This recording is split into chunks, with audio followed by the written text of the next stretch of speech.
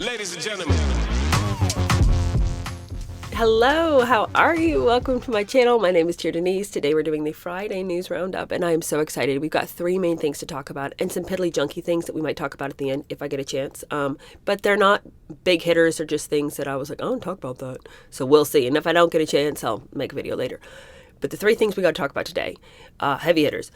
Obviously, we got to talk about the inauguration fashion because some people knew the assignment and some people didn't. We had some high fashion moments and we had some low fashion moments, and we got to talk about it. And then we got to scooch on because one of the things I really want to focus on today is the fact that Michelle Obama was not there, and this raised a lot of eyebrows. It was awkward, honestly, to see President Clinton and Hillary, they showed up together. Then we have the Bushes, they showed up together. And then we have Barack Obama coming by himself. And well, we knew that Michelle said she wasn't coming, and people had surmised she wasn't coming because she's no fan of Trump's. It still was strange. I can tell you Hillary Clinton's not a fan either, but she managed to come. The shallowest assessment would say, well, that's pretty petty. You should just come. It's kind of a big event. She just chose not to. But this is a decision that she's made on top of a lot of decisions that have people questioning the strength of the Obama marriage. And this was something that was brought to my attention a little while ago, and I didn't make a video on it because I was like, I'm not sure, but the talk is getting very loud, and there's a lot of very reputable journalists in DC that are saying, yeah, we've known about this for a while, and it's not looking good for them, and that probably they will announce their divorce, once the inauguration has happened and Trump's a little bit more settled. They'll let us know that things are not going well. So there's a whole article I want to go over with you guys about this because it kind of traces the fact that Michelle's been unhappy for a long time and has made no bones about it. So are any of us super surprised that this is not looking good? Not necessarily, although a divorce between a president and his wife is unheard of. If there was anybody who I would have surmised would have gotten a divorce ages ago, if that was sort of a socially and politically appropriate decision, would have been the Clintons, because gosh, who would want to stay in that relationship if you were Hillary? But they have chosen to stick it out and kind of be old school about it. So they've stayed together, but I guess whatever's happening with the Obamas potentially may not be worth them staying together. So we're going to talk about that. And then the last thing I want to talk about, and very importantly, and we're going to spend a good chunk of the show on this, is the fact that Justin Baldoni has released footage. And not looking good for Blake. She's messed around and she's found out.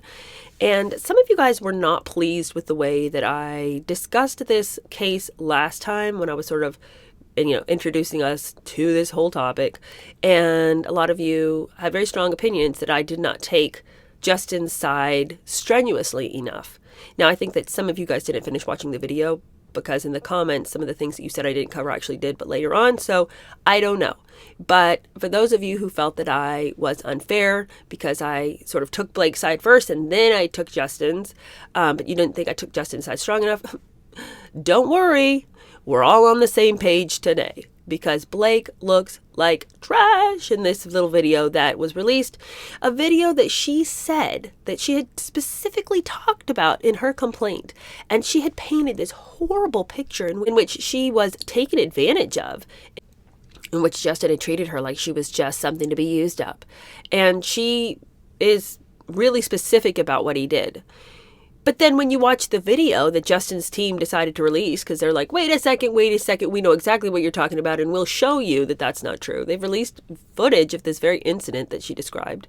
Nothing like what she said had happened. And are any of us surprised? Because this is the same girl who said, he kept walking in on me when I was breastfeeding and I had the breast pump out. And then we find out that she's like, hey, I'm in my trailer. I'm pumping. You can come if you want to. She seems to have a very tenuous relationship with the truth. So we've got a lot to talk about there.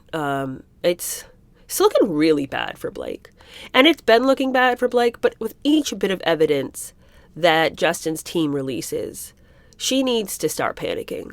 And she needs to just decide to pull herself together and retreat into the darkness, because this continues to look terrible for her. So we've got that to talk about. But let's get that fashion stuff out of the way, and then let's talk about the two big stories for today.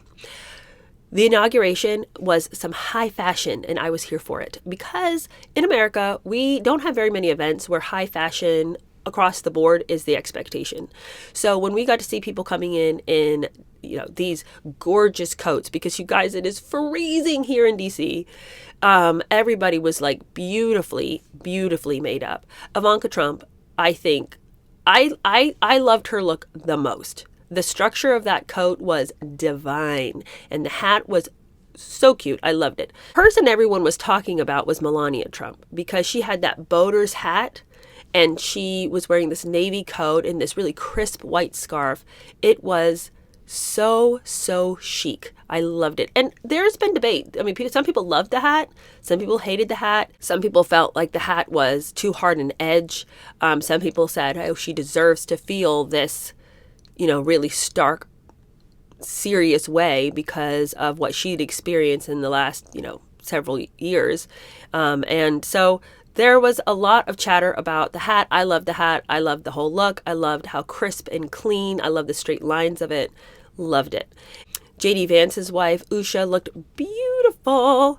And I loved that pink on her. I loved the coat. I love the construction of the coat. So we saw everybody coming out in their gorgeous winter attire. I wish somebody would help Jill, honestly. Fashion hasn't really been her thing, but it also is not really something that she should have had to come up with on her own. Like, there should have been somebody employed to help her consistently find something to wear. I feel like this purple coat she's wearing is like something that you would find as a leftover on the rack at Burlington Coat Factory. It's oversized, but not in a good way. It just seems like she's always wearing these bright colors that just feel kind of childish. I don't know. I didn't love the coat, although a lot of other people thought it was a really beautiful shade of purple and that she looked really elegant and regal in it. So if you fall in that camp, that's great. It wasn't one of my favorite coats, but I do favor more construction in a coat. So that's how I felt about that. So going to the inauguration, everyone looked nice. Okay. And then going into the inauguration, everyone's looking good. Almost everyone, but some people did not understand that this is a classy situation. Jeff Bezos' girlfriend showed up in this conglomeration of an outfit. Where's her shirt? Where is it? That's a bra. That's not a shirt. We can see your boobs. Zuckerberg's over there. He can't keep his eyes off of them. He's leering down her jacket as her breasts are exposed. And honestly, I don't even blame him, because we were all like, those are her boobs. I'm like looking all up in them. It wasn't even like just a little cleavage at the top. We're like looking all into the breasts. What's that about? Like, nobody's world do you show up to an event like an inauguration, something that high level, and you're like, I think I'll just skip the shirt though. My corset's fine, right? Bra. I can't find anything to wear under this jacket, so I'm just going to go white bra. It's probably an option, right? Nobody took her aside and was like, you're wearing that? Let's find you something else, though. Maybe. I just don't understand how she walked out of the house and felt like this looks good. And then imagine showing up. Like, maybe she did walk out of the house and was like, I look so sexy. Then you get to the event and you look at what everybody else is wearing. I wonder if she had the wherewithal to think, I messed up. Or if she's like, I'm so glad that I'm the sexiest one here, so everyone will look at me. Like, did she know that she was out of place? I mean, she didn't seem to know what she should have worn. But then later that night at the ball, she looked fine. So she seemed to have pulled her act together for that. But another person who was exceptionally confused as to what this event called for was John Fetterman. Now, nobody who has followed politics at all is surprised to see that Fetterman is showing up once again in basketball shorts and a hoodie, because this is what he wears to his job. And everyone has been like, hey man, put a suit on. Like, you're not making a point here that you're like every man. So if he's failed every day of his job to put the right outfit on, but the one day it seems like he could have thought, well, you know what? I'm probably going to maybe put a suit on today. Would be the inauguration of the president. Nah, basketball shorts it is and a hoodie. But put some clothes on. What is this? And then the final person that I thought, why didn't somebody help her? Was Kamala Harris. Her suit was just ugly. I understand that it was a hard day because that in her mind was supposed to be her and now it isn't. And, who wants to show up and in any kind of celebratory mood when you lost. So maybe that was her feeling, but that doesn't mean that you have to put on an ugly pajama suit with heavy metal zippers. I just felt disappointed on that for her. It would have been awesome if she'd showed up just dressed to the nines, and I guess she just didn't feel that way. And honestly, watching her campaign fashion was never her big thing. So was she gonna suddenly pull a look together this time? I mean, so whatever. I mean, it's not that big of a deal. But the thing that we were all noticing as we were watching this whole thing, if you watched the inauguration, if you tuned in at all, and even if you didn't tune in, you probably heard about it, was the fact that Michelle Obama was not there. And it was a strange thing that she was not there just because the other presidents' wives did come. Other presidents' wives who have no love for Trump. The Bushes don't like Trump. The Clintons don't like Trump. Yet both of those wives had enough grace and dignity to show up. It's just lame not to come to a thing because you don't like someone when you've been invited to come and it's kind of a big deal. And but whatever. If she wanted to be I'm going to revolt, I'm not going to go. Okay, so that's how she felt. But then what was the deal with not coming to Jimmy Carter's memorial service? See, and that's when things weren't adding up to me. Because I can see somebody trying to act like the resistance and be like, I'm putting my foot down. I'm not going to that inauguration. I never liked that guy anyway. But then to not go to Jimmy Carter's memorial service, that seemed classless to me. Or that something is going on and she does not want to be with Barack Obama. And everybody is saying that Barack Obama has been having an affair with Jennifer Aniston. I don't know. That seems like a bridge too far to me because I don't have any evidence to that. And she has said, no, I am not. I don't even know that guy. I know his wife, but I really don't know him. And so it kind of makes you want to go, is there any truth to this? We'll talk about some of the wild theories I've heard regarding how that information was leaked, if it is true. But let's read this article real quick. So it says that, is everything fine between Barack Obama and Michelle? Former First Lady Michelle Obama did not attend the swearing-in ceremony of 47th U.S. President Donald Trump, marking the second recent occasion where she has been absent from a major event involving past U.S. leaders and their spouses. While the Obamas have often been viewed as a model couple, sources suggest their marriage has faced mounting pressures. A Radar Online report said that Barack and Michelle were just friends amid their crumbling marriage after the couple were hit by the wild Jennifer Aniston affair rumors. They've been living increasingly separate lives in recent years, the report said, adding that Michelle was let down by the Jennifer Aniston rumors. The Obamas are having a tough time, there's no doubt about that. Their once solid marriage has come under strain, and for the first time, they're struggling to keep a lid on their problems. The Aniston affair attention was unwanted, and Michelle felt let down about it all. But the reality is that they're more like friends at the moment. The spark is gone, and they're simply going through the motions, Radar Online reported, citing insiders.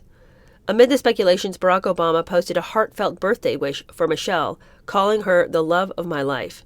Happy birthday to the love of my life, Michelle Obama. You fill every room with warmth, wisdom, humor, and grace. And you look good doing it. I'm so lucky to be able to take on life's adventures with you. Love you, Barack posted. Now, look, you guys, whenever people start posting, I love you so much on social media, that's usually a pretty good indication that sometimes things are not all that they seem to be. Because why do you need to tell the whole world how much you love your wife? Just tell her. And the picture that he posted is so strained. It's as though he is trying to tell you something without telling it to you outright. Look at how far apart they're sitting. They're reaching with both of their arms as far as they can just to hold hands for the camera. I mean, this sweet little birthday dinner looks anything but. it looks like two places were set for a board meeting. This just doesn't seem intimate at all. Was this picture taken before the divorce lawyer came in and sat down with them? I don't know. It's a weird picture, and it's not one that I would post if I was trying to say, we love each other so much, and I'm so happy I have life with you. But anyway, this shift reportedly began in October 2022 when rumors linked Barack to Aniston 55, though Aniston herself dismissed the claims, calling them absolutely untrue. But let's skip down to this bit over here, because what I find interesting about this article is that it reminds us that during a 2022 panel, she admitted that there were times she couldn't stand Barack, particularly during the years when they were raising their daughters, Malia and Sasha. People think I'm being catty by saying this. It's like there were 10 years when I couldn't stand my husband. You do say that. You say 10 years. And guess when it happened? When those kids were little. Adding to the strain are past revelations about Barack's prior relationships. In a 2017 biography by Pulitzer Prize-winning writer David Garrow, Sheila Miyoshi Jagger, one of Barack's ex-girlfriends, admitted they maintained an intimate relationship even after he began dating Michelle. Despite the rumors, the Obamas continue to focus on their shared legacy and dedication to their daughters. The rumors are that he has had an affair with Jennifer Aniston, and that this is why their marriage is on decline.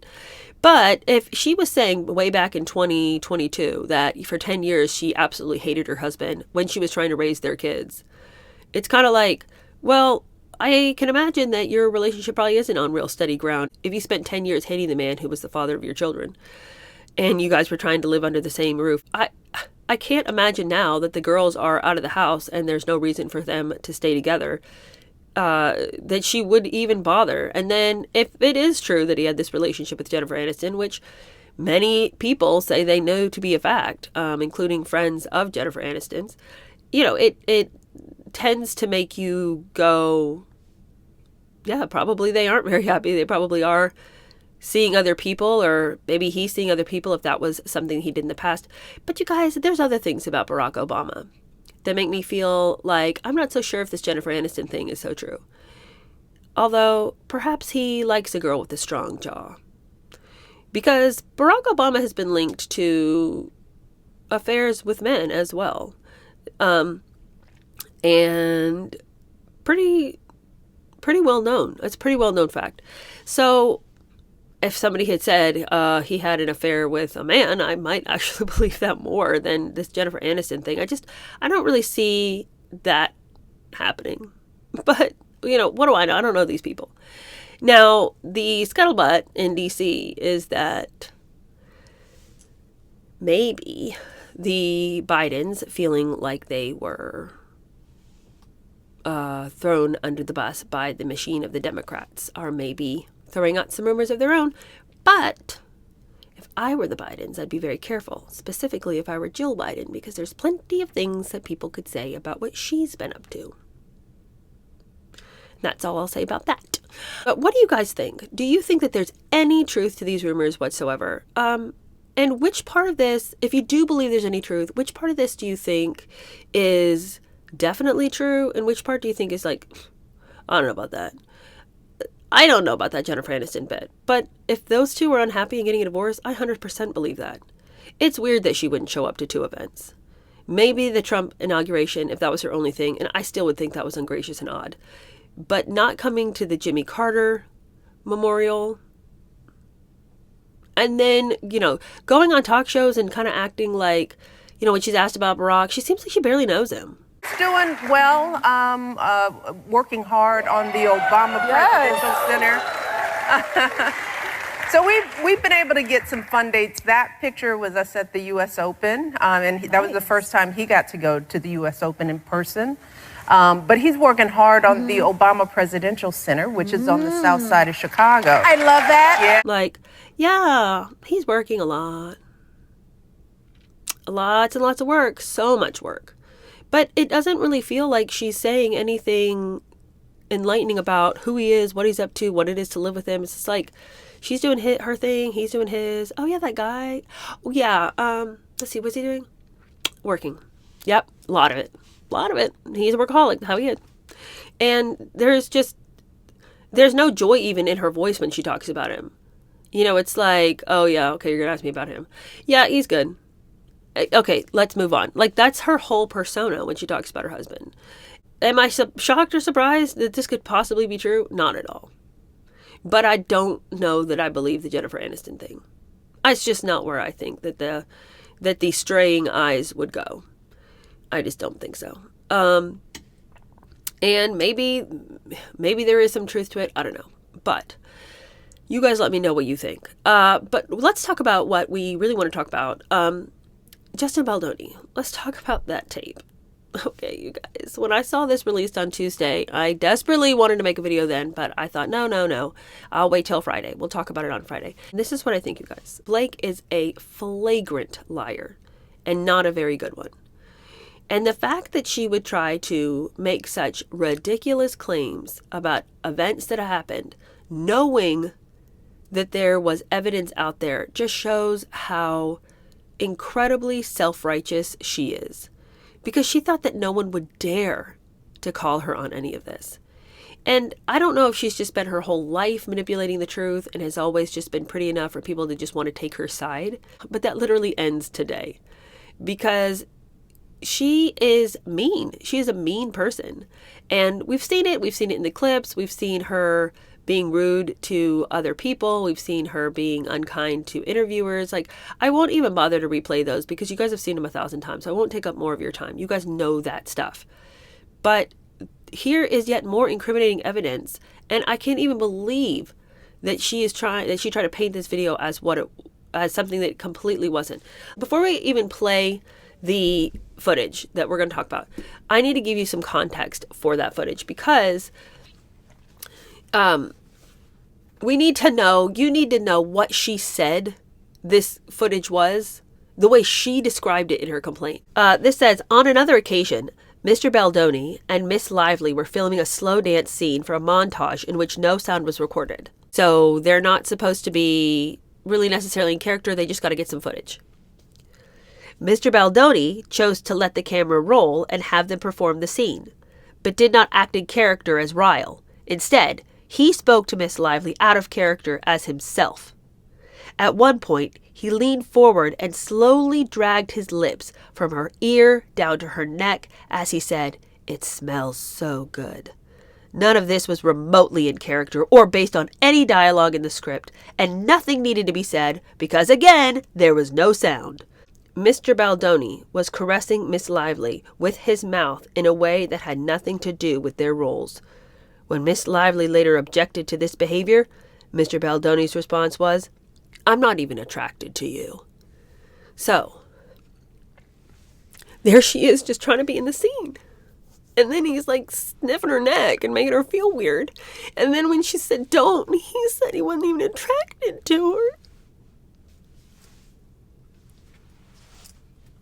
Really, Blake? Well, that's not what he said happened. In his recollection of this, he stated, as they were acting in this montage scene, Lively continued to break character and speak as herself rather than as Lily, which was extremely confusing for Baldoni, who was trying to balance directing the scene within his artistic vision while also acting in character while filming and trying to get Lively to do the same. So, remember, this is a person who has continued to be difficult on set and tried to wrestle and wrest the project from him. So even in this, he's like trying to direct, hey, okay, you're Lily and I'm Ryle and let's get this going. And she keeps breaking character and we'll see it. We'll see it. She's completely not playing her character. It's not him, it's her. She is the one. Lively apologized for the smell of her spray tan and body makeup. Baldoni responded, "It smells good," and continued acting, slow dancing as he believed his character would with his partner, which required some amount of physical touching. Yeah, because it's supposed to be like this flirty scene where, they're being cutesy, so he's being cutesy. And if she was in character, she should have been, instead of not taking his direction as the director, she would have not been offended at all by what was going on. But she's the one that's breaking character and then being like, we weren't supposed to be in character. Well, that's not what he said. He's the director. You shouldn't listen to him. Okay, I need to stop. Let me finish what he said. Lively took them out of character again and began to joke about Baldoni's nose, which he left off and joked in turn, given as Lively joked that he should get plastic surgery. Lively incorrectly alleges that this scene was filmed without sound. Baldoni was wearing a microphone, and the entire exchange is captured on camera. Any suggestion that this scene was filmed in any manner other than pure professionalism by Baldoni is unequivocally countered with actual evidence. Her allegation of sexual harassment is a documented and knowingly fabricated lie. Okay, well now we gotta watch the footage, okay? And this is what I want you guys to pay attention to. She is so flirty. She's like giggling and she's being like coy and cutesy, and both of them are talking. She's talking about her spouse and the way they interact together, and should they try something like that between the two of them in this scene. And then that causes Baldoni to talk about the way he and his wife interact together, and so they end up talking about their spouses and stuff, but they're doing it in kind of like a giggly, sort of flirty little way. Again, because cameras are rolling, this is montage footage. It doesn't really matter what they're saying in the scene because that's not what's going to be used. But he's clearly trying to get back into the character that they're playing and kind of leave off this like little chatter like, okay, well, yeah, officially we're not using the dialogue, but let's just keep playing our character so that we can get this footage and then move on. So, yeah, like, he sweeps her hair from her face and, he's being physical with her. Not in a gross way, though. Like, that it seems congruent with the way they've been behaving. And she doesn't seem repelled by him.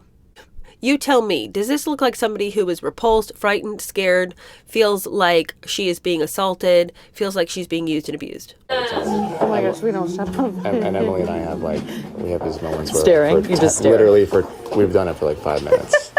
it's like, I think you would find it terrifying. It's literally, and like when time. I found a sociopath. And like time stops. Yeah. But like that's just how it's been for us from the beginning. No, we're like, oh my god, there's not enough time. Oh. And they score again. Yeah. Again. It's like, oh my god, I forgot to tell you something else. I think that's cute. You guys are really cute. I think it's more than cute. I feel so nosy. Noses. And my nose is so big. Yes. I was hoping that we could address this. It's not too late.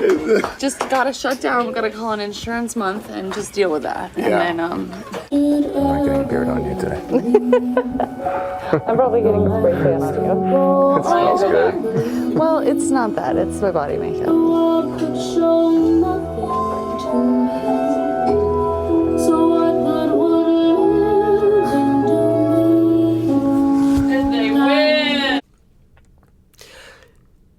All right. Nothing from that scene made me feel like she was really upset about anything that was happening. She seemed more than in control of what was happening there. Now, her team is saying, See, this video shows us exactly what we've been saying all along. See how uncomfortable she seems? And the joke about the nose and stuff, I mean, that was just because she was so uncomfortable, because the whole scene's uncomfortable. And it was just really hard for her to be that close to somebody who was just so, aggressively always taking advantage of her. And, so if it seems like she was being a little bit uncomfortable there, it's because he's a really scary person to be around. And this proves it. But see, first of all, I don't think she seems uncomfortable. I think that she seems like she's kind of just a mean girl that flirts by being mean. And secondly, this video does not even portray the incident that she described.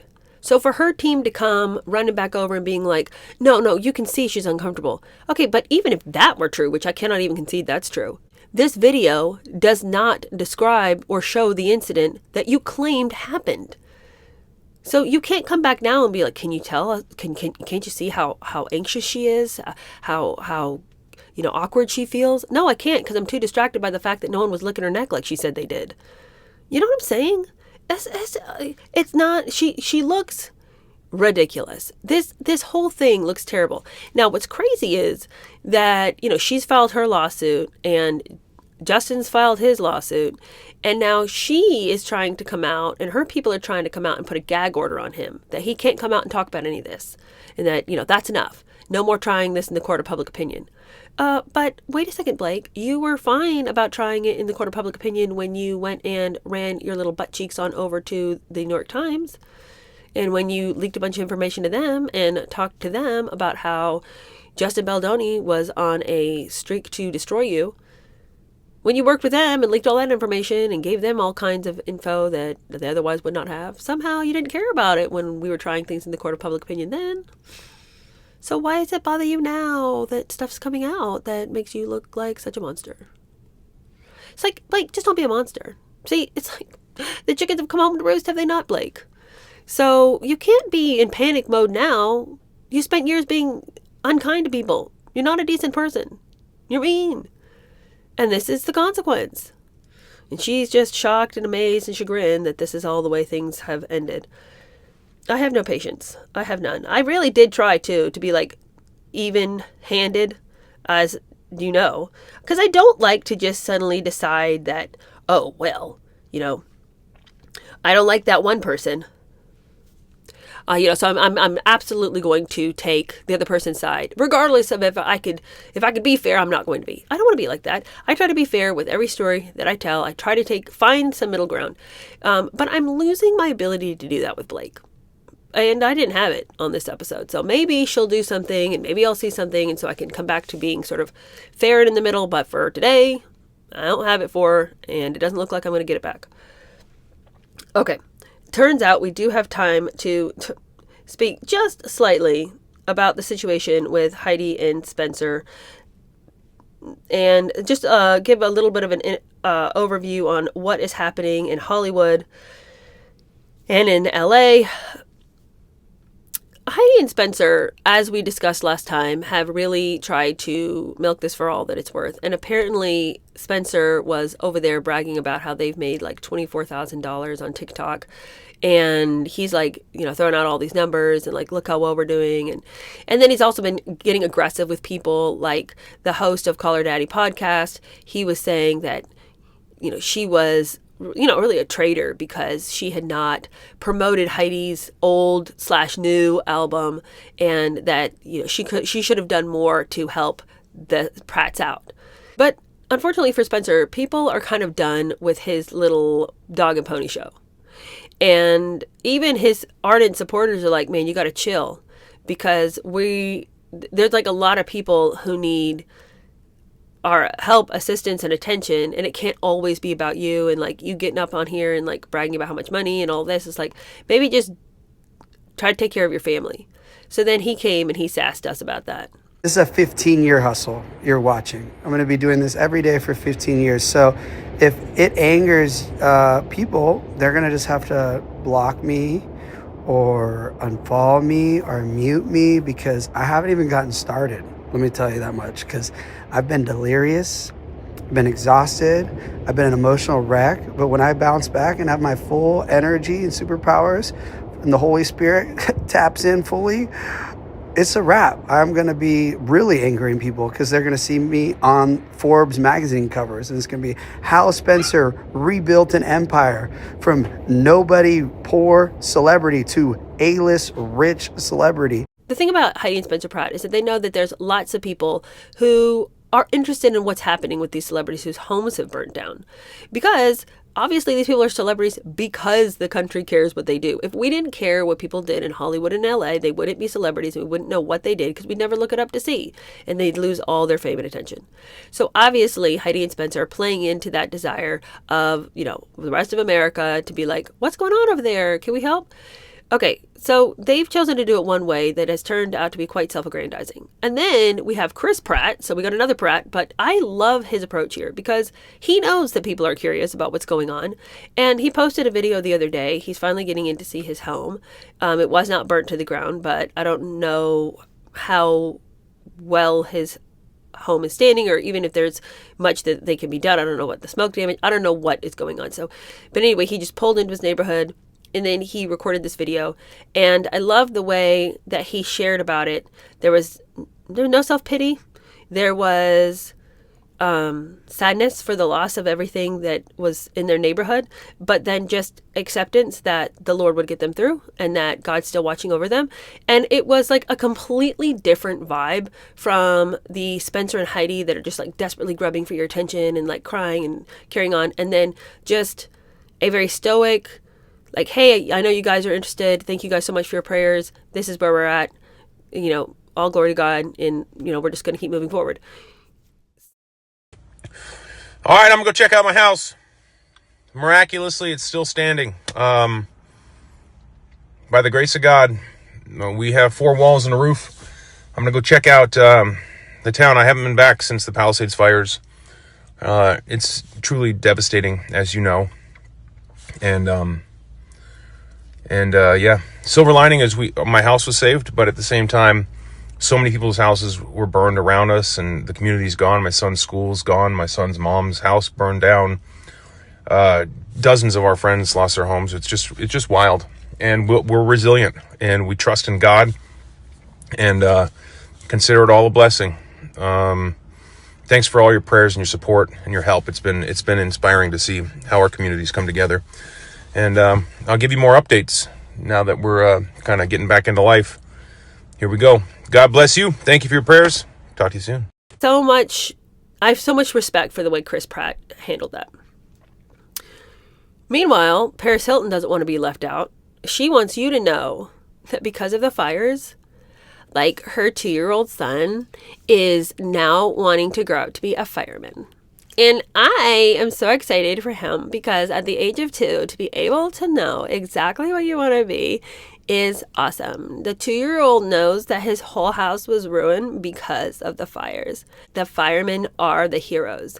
And the 2-year-old knows it. And the 2-year-old now is going to grow up to be a fireman because of the heroes of this story. So just round of applause. Round of applause for the 2-year-old.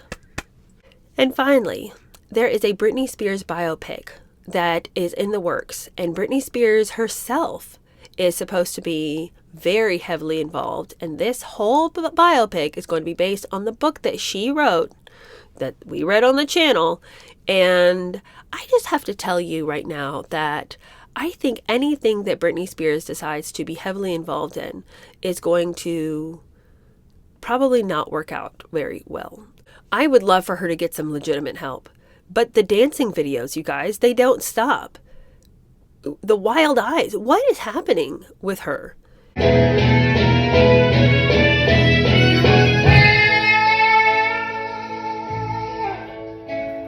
And you want to be free.